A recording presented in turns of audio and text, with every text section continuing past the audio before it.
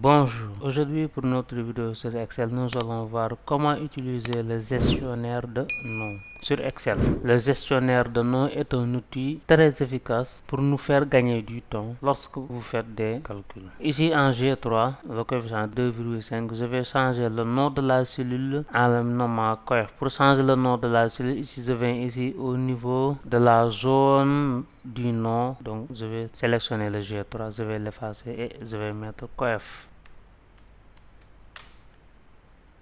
Donc je change le nom de la cellule en mettant coef. Donc pour rappel, lorsqu'on change le nom d'une cellule, on ne doit pas mettre d'espace ni de caractères spéciaux. Donc maintenant, quand je clique sur la cellule G3 qui contient 2,5, quand je clique, donc automatiquement ici j'ai le nom coef. Donc j'ai changé le nom de la cellule. Donc si je me mets ici par exemple dans une cellule I7 et je mets coef, je valide par entrée. Donc si je viens ici sur une cellule, par exemple je viens sur la cellule I7, je viens ici au niveau de la zone du nom, je vais taper coef.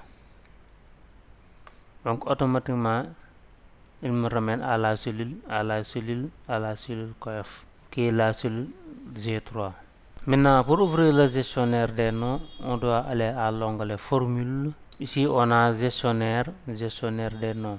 Donc quand je clique sur le gestionnaire des noms, j'ai mon nom, le nom de la cellule coef, la valeur que la cellule contient 2,5, la référence de la cellule et le classeur. Donc ici à partir de la gestionnaire des noms, j'ai la possibilité de créer un nouveau nom. J'ai la possibilité aussi de modifier le nom. J'ai la possibilité aussi de supprimer le nom. Maintenant, je vais ici au niveau de la colonne coef pour effectuer le calcul de mes notes avec coefficient. Donc, je vais venir faire égal, cliquer sur la note, multiplier par. Je vais cliquer ici au niveau de la cellule G3 qui est la cellule coef. Donc, automatiquement, vous remarquez ici. Donc, ici, vous remarquez Excel propose automatiquement coef. Je fais entrer. Donc, je vais venir ici au niveau de la deuxième cellule. Je vais mettre égal, abaisse, fois. Je vais écrire coef au clavier pour voir. Donc automatiquement Excel me propose encore la cellule coef. Il faut noter ici que tout ce qui est fonction arrive avec l'icône FX, alors que lorsque c'est une cellule, vous avez une sorte de quadrillage en forme de petit tableau. Donc je vais valider par entrée. Automatiquement ici j'ai dièse valeur. C'est normal parce que ABS c'est du texte et un texte on ne peut pas le multiplier avec une valeur. Maintenant si je fais point de recopie, automatiquement j'ai les autres valeurs qui sont calculées, les autres notes qui sont calculées. Et pour les ABS, donc j'ai dièse valeur. Donc ici il faut noter que la formule fonctionne bien et je n'ai pas besoin de mettre des références absolues puisque ça fait référence à une cellule qui est la cellule coef. Il faut noter que ici on a valeur. Donc on va utiliser la fonction si pour que si les notes correspondent à une lettre ABS, que ça n'affiche rien. Donc pour cela on va utiliser la fonction si. Donc je vais effacer le résultat. Donc je vais venir au niveau de l'assistant de fonction, autre fonction. Donc je vais venir rechercher la fonction si.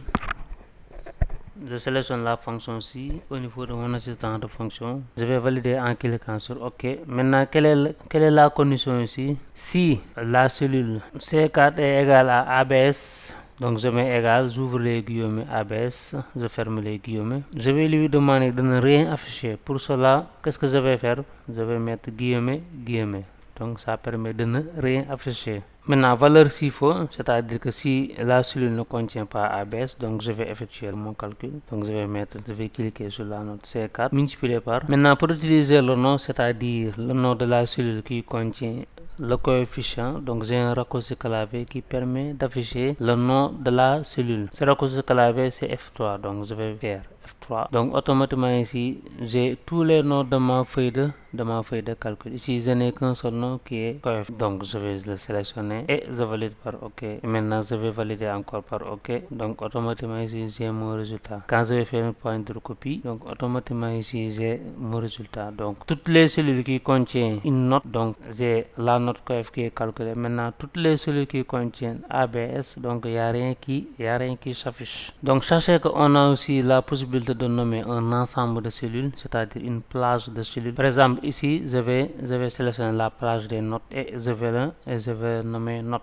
Donc je vais sélectionner la plage des notes. Je vais revenir ici au niveau de ma zone de nom. Je vais mettre notes.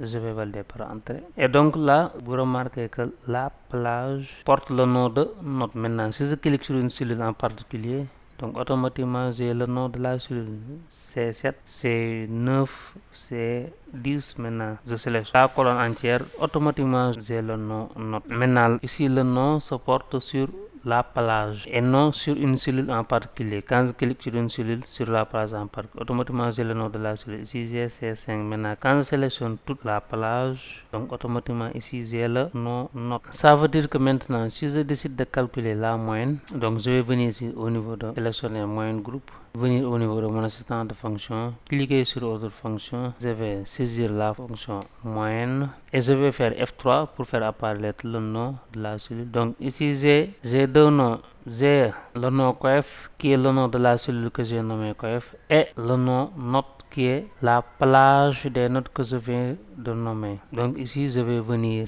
sélectionner note, cliquer sur OK et automatiquement valider encore sur OK. Donc automatiquement j'ai la moyenne qui est calculée en utilisant uniquement le nom de la plage note. Maintenant ici, admettons qu'il y a un changement. Par exemple, je décide d'ajouter un nouveau élève. Donc comme vous venez de le constater, donc la moyenne ne change pas. Donc vous voyez quand j'ajoute un nouveau élève, donc vous voyez ici au niveau de la moyenne rien ne change. Pourquoi? Parce que si je resélectionne la plage des notes en y incluant la nouvelle note, donc automatiquement ici j'ai plus le nom note, mais ici j'ai la cellule G4 au niveau de la zone des noms. Donc ce qui est possible de faire ici, il va s'agir donc de modifier la plage nommée en y incluant la nouvelle note saisie. Donc je vais aller ici au niveau de formule, cliquer sur le gestionnaire de nom. Donc je vais venir choisir le nom. Ici je dois choisir le nom note. Cliquer sur modifier. Maintenant je vais venir resélectionner la nouvelle plage et valider par OK. Encore une fois je vais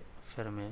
Donc automatiquement vous remarquez ici au niveau de la moyenne est modifiée. Dès que je modifie la plage note en y incluant la nouvelle cellule, donc automatiquement au niveau de la moyenne a changé. Donc ici pour notre résultat, donc je n'ai juste qu'à étendre ici pour avoir le résultat des notes coef. Maintenant vous savez comment utiliser le gestionnaire de nom dans vos calculs sur Excel. Le gestionnaire de nom permet d'effectuer des calculs rapidement sur Excel. Voilà, c'était tout pour aujourd'hui. J'espère que cette vidéo vous sera utile et on se retrouve à la prochaine vidéo pour un autre cours ou un autre tuto sur Excel.